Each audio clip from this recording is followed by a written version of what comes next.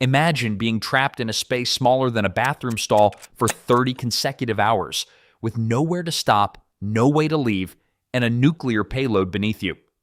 Most people could not handle 30 minutes, yet B-2 pilots do something inside that cockpit the military refused to talk about for decades. Flying a $2 billion aircraft for 30 hours straight sounds insane. Because it is. The B-2 Spirit bomber was not designed for comfort. It was designed to disappear.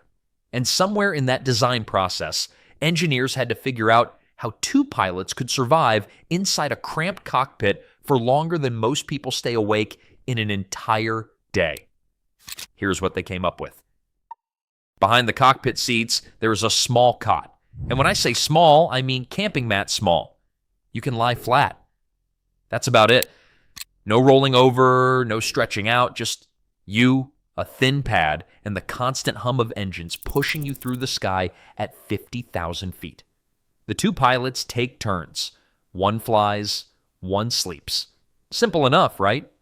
Well, not exactly. Sleep shifts typically run 2 to 4 hours, but here is the catch. You cannot just nap whenever you feel tired.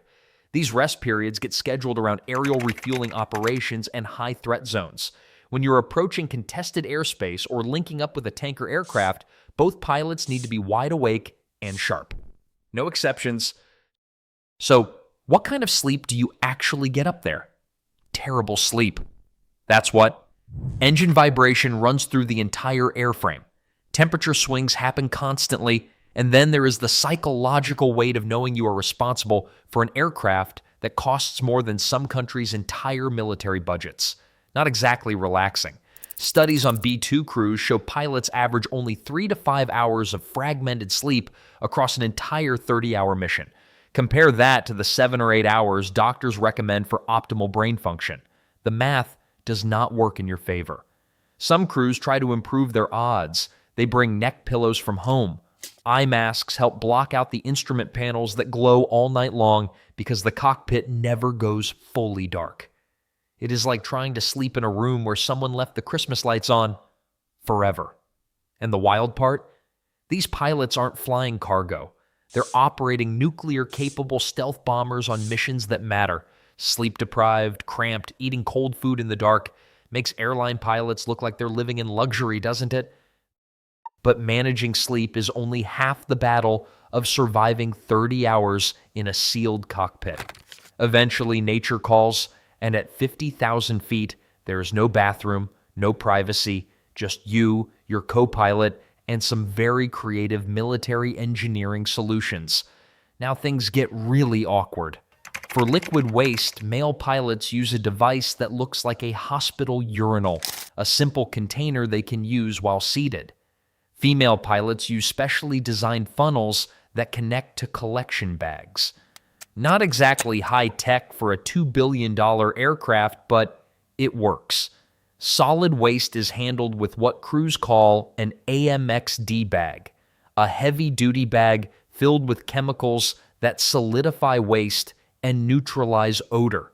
Think of a very expensive diaper designed by military engineers.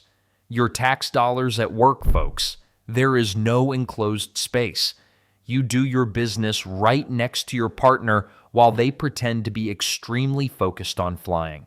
The unwritten rule is to stare straight ahead, study the instruments like your life depends on it, because in a way, everyone's dignity does. And it gets more complicated. Before anything happens, pilots have to unbuckle from a harness system that would make a straitjacket jealous. We are talking 5-point restraints, survival gear connections, communication cables. The whole process takes several minutes to remove and then several more minutes to reattach everything properly. Miss a step and you are not ejecting safely if something goes wrong. Timing matters too. Experienced crews wait for smooth air. Turbulence during the process creates problems I do not need to describe. Use your imagination. Actually, do not. So what do most pilots do? They cheat the system. They strategically limit food and fluid intake before missions. Less going in means less coming out. Simple math, uncomfortable strategy. Some pilots admit they start restricting fluids 24 hours before takeoff just to minimize these moments. Makes sense, right? Except this creates other problems. Problems involving hydration and cognitive performance that we will get to shortly. You spend years training to fly the most advanced aircraft ever built. Then you find yourself holding a plastic bag at 47,000 feet, hoping your partner does not hit a cloud. The Air Force does not exactly advertise this part during recruitment. The brochures show sleek aircraft and dramatic missions. Nobody mentions the piddle packs. But pilots handle it with the same professionalism they bring to everything else. After all, if you can drop precision munitions on a target from halfway around the world, you can manage a bathroom break. Speaking of managing things at altitude, what pilots put into their bodies matters just as much as what comes out. Now let us talk about food. You cannot fly a $2 billion aircraft for 30 hours on an empty stomach. The main food source is meals ready to eat, commonly called MRES. These are shelf-stable military rations that ground troops have complained about for years. They last for years, require zero preparation, and taste like, well, food that was designed to last for years. But here's where it gets interesting. The Air Force actually removes certain MRE options from B-2 missions. Anything with beans, gone. Cabbage, absolutely not. Heavy fiber, not a chance. Why? Because you are sitting in a pressurized cockpit the size of a closet with another human being for 30 hours. Gas becomes a tactical problem. I am not joking. There is literally a banned food list for stealth bomber missions. Most crews do not rely solely on MRES. They bring personal snacks, protein bars, beef jerky, crackers, things that will not weigh you down.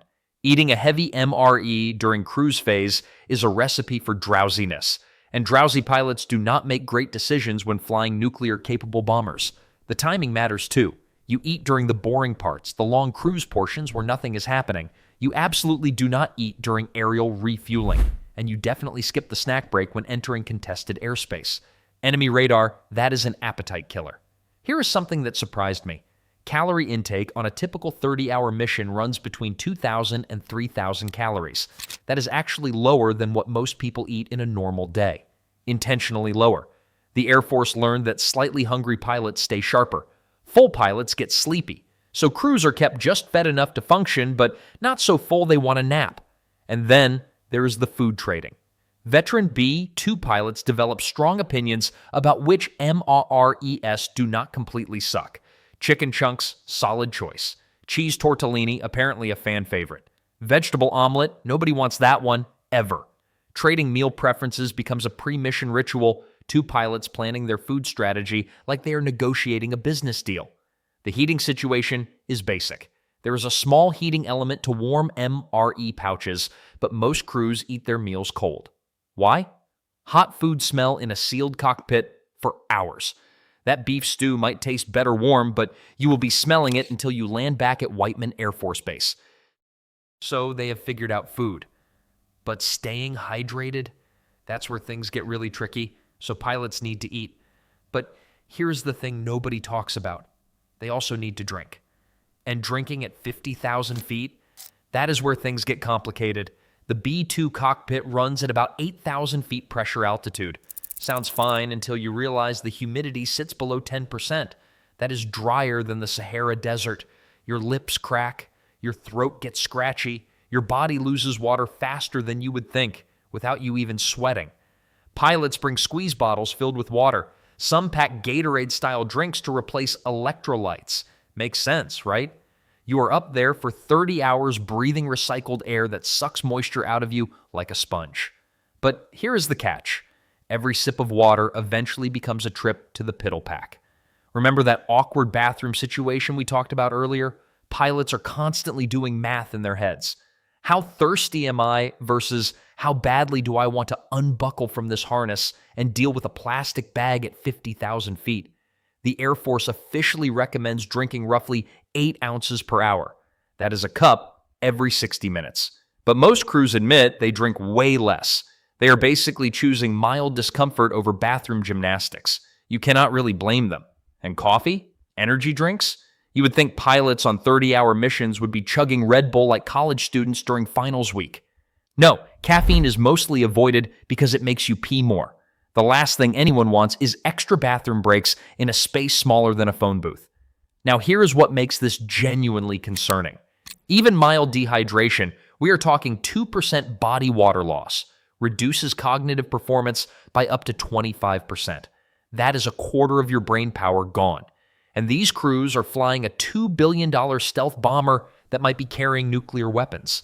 The body plays tricks too. At high altitude, your thirst sensation actually diminishes. Your brain tells you everything is fine when it absolutely is not. Some pilots set hydration reminder timers on their watches because they literally cannot trust their own instincts up there. It is a weird balance.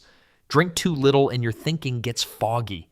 Drink too much and you are constantly wrestling with collection bags while your partner pretends not to notice.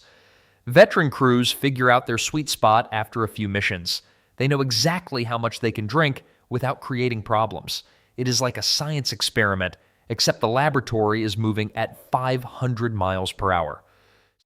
Speaking of preparation, how do pilots actually train for these marathon flights? So you have two pilots cramped in a cockpit for 30 hours straight. They need to sleep, eat, use the bathroom, and somehow not kill each other. But here is what most people never think about. Where does all that stuff actually go? The B-2 Spirit was not designed for comfort. It was designed to be invisible. Every inch of that cockpit serves a purpose, and storage space is basically an afterthought that became a necessity. Behind and beneath those ejection seats, there are small compartments, and I mean small. We are talking about spaces that would make airplane overhead bins look luxurious. That is where pilots stash their personal bags, food containers, water bottles, and yes, all those waste collection supplies we talked about earlier. Now here is something that surprised me. Every single item brought into that cockpit must be physically secured. Not just placed somewhere, secured. And there is a terrifying reason why. At 50,000 feet, if turbulence hits and a loose water bottle goes floating around, it could wedge itself into the flight controls. A $2 water bottle taking down a $2 billion stealth bomber. The Air Force does not find that funny, even though it sounds like the setup to a bad joke. But wait, it gets more interesting. These pilots also have to pack survival gear, mandatory survival gear. We are talking parachutes, life rafts, emergency radios, signal mirrors, and enough supplies to survive 48 hours alone if they have to eject over hostile territory. Think about that for a second. You are packing for a camping trip where the campsite might be behind enemy lines. And forget bringing your phone to pass the time. Personal electronics are completely prohibited. Why? Because the whole point of a stealth bomber is staying invisible to radar. Having some pilot's iPhone pinging cell towers would be like wearing a neon sign that says, "Bomb me here." The irony is almost painful. The most technologically advanced aircraft ever built, and the crew cannot even check their messages. One small luxury does exist, though. There is a heating element pilots can use to warm up their MRE pouches. But most crews eat their food cold anyway, because warming up beef stew means that smell fills the sealed cockpit for hours with nowhere to escape. Cold chicken chunks it is. So these pilots essentially pack their billion-dollar war machine like they are going on the world's most dangerous camping trip. No phone, no microwave, no bathroom, no room to move. But here is what really makes the difference between a successful mission and a disaster. It is not the gear. It is the training. You might think flying a $2 billion stealth bomber is the hard part. No, the hard part is training your body to function like a machine for 30 hours straight while making zero mistakes. B-2 pilots do not just learn to fly. They learn to suffer efficiently. The Air Force puts crews through simulator sessions that replicate entire mission lengths. We are talking 30-plus hours strapped into a simulated cockpit, practicing sleep rotations, eating cold MRE meals, and staying sharp during the boring cruise phases that could lull anyone into a dangerous mental fog. It is like the world's worst road trip, except you cannot pull over and there are no gas station snacks. But here's where it gets interesting. The fatigue management programs these pilots use are based on NASA research. The same techniques astronauts use on long-duration space missions got adapted for bomber crews. Controlled rest techniques teach pilots how to fall asleep in under 5 minutes and wake up alert. Not groggy, not confused, alert. I can barely manage that after 8 hours in my own bed with a memory foam pillow. Physical fitness requirements are surprisingly strict too, and not just because the Air Force likes fit people. Better cardiovascular health directly correlates with faster recovery from sleep deprivation. A pilot who runs regularly will bounce back from a rough 4-hour nap way faster than someone who considers walking to the fridge exercise. Makes sense, right? Then there is the deliberately cruel part of training. Some exercises involve keeping pilots awake for extended periods while they perform complex tasks. Researchers measure exactly how performance degrades and pinpoint when intervention becomes absolutely necessary. They are basically mapping the human brain's breaking point. Cheerful stuff. Veteran crews develop personal pre-flight rituals that would make professional athletes jealous. Specific sleep schedules starting 72 hours before launch. Precise meal timing. Caffeine cutoffs down to the hour. One pilot I read about treats his pre-mission routine like preparing for the Super Bowl, except the game lasts 30 hours and the stadium is at 50,000 feet. The whole training philosophy boils down to one uncomfortable truth. You cannot wing a 30-hour mission. Your body will betray you if you have not prepared it. Your mind will wander at the worst possible moment. And when you are flying a nuclear-capable bomber that costs more than most countries' defense budgets, wandering minds are not just inconvenient. They are catastrophic. So yeah, these pilots are not just good at flying. They are elite at staying human when everything about the mission pushes them toward becoming exhausted, dehydrated, uncomfortable zombies. That is the real skill.